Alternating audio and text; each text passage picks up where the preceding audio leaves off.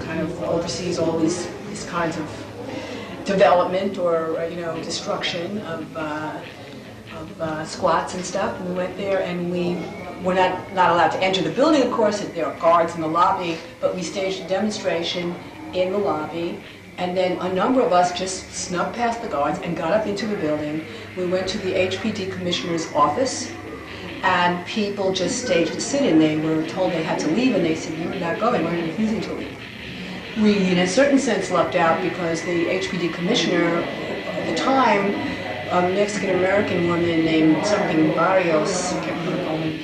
Anyway, she apparently had a little bit of activism in her past, and she agreed to have a meeting with us on the spot, which usually doesn't happen. Usually they'll say, "You broke in here, you will never meet with you under these circumstances," and all that stuff. But she had a meeting with us, and by the time that meeting was over, there was a tentative agreement to let the community keep ABC No Rio as an art center if a proposal was submitted and the city agreed, and various other technical things would have to be agreed to, but at least it was a beginning. And the eviction had been 2 days away, and she called it off.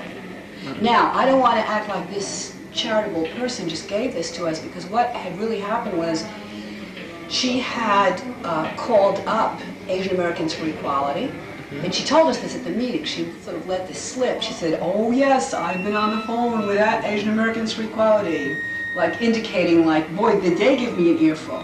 And you don't have to be very bright to realize that what they were probably saying to her was, "Get these crazy squatters off our backs, get them out of our office, get them out of our hair. Could we possibly have another building and not that one?"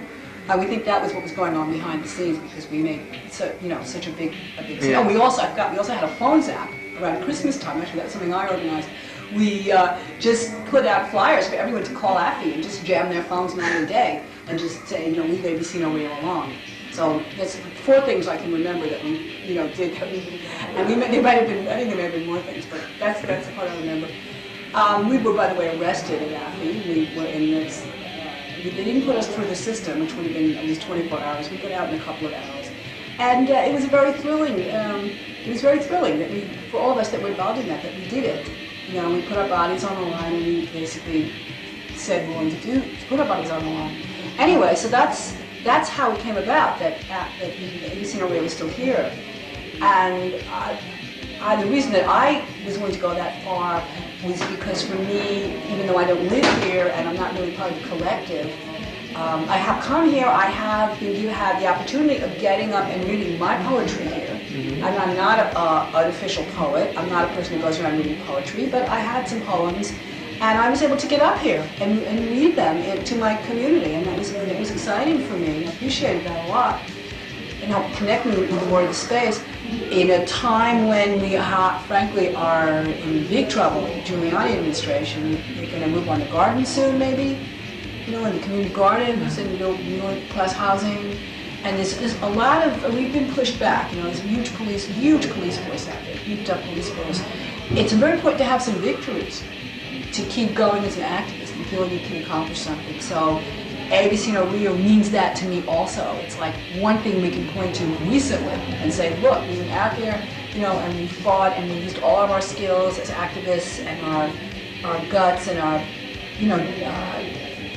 dedication, our refusal to give up, that whole kind of thing. We won't go away, we won't give up.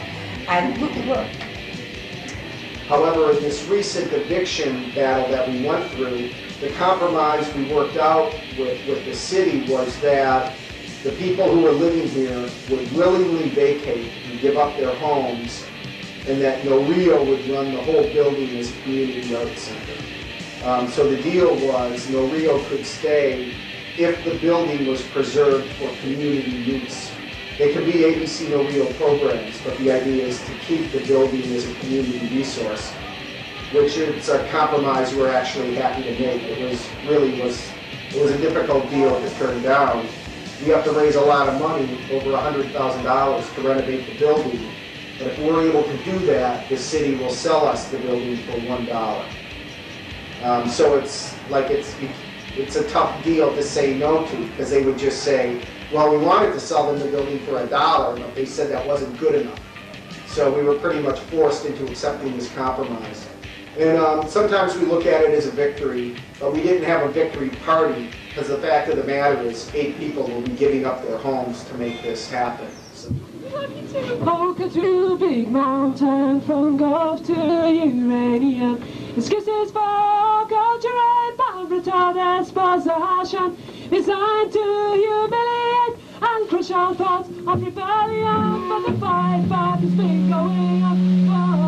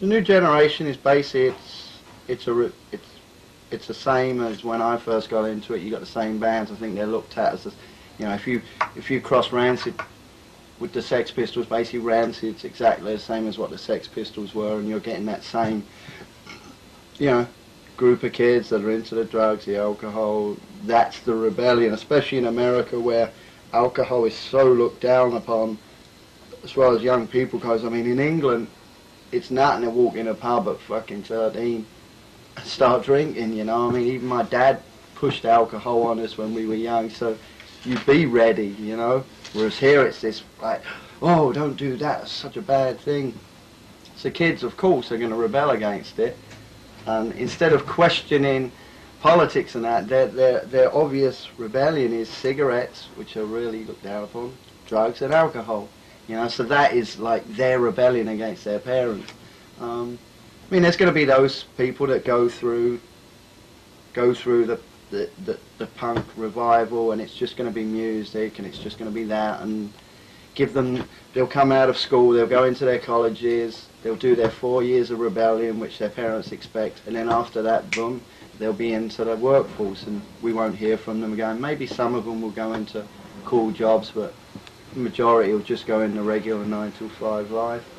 But then there will be those people that do find something more than the music and start questioning and start getting into bands that are trying to get a message across. Mm-hmm. You know?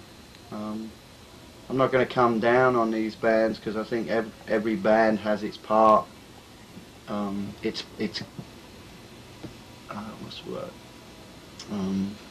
Yeah, its part in making up the punk scene.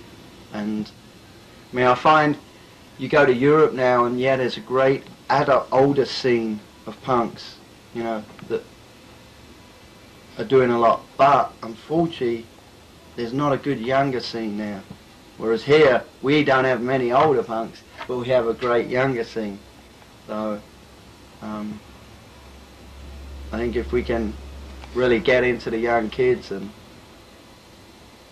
corrupt their minds, get them into the beliefs and the politics. Yeah, a lot of kids get involved in ABC, young kids, and then they go off to college, and I think the pressures from professors at college, from the environment they're in, from the kids that are up there, I think probably taking a piss out of them and going on about how they've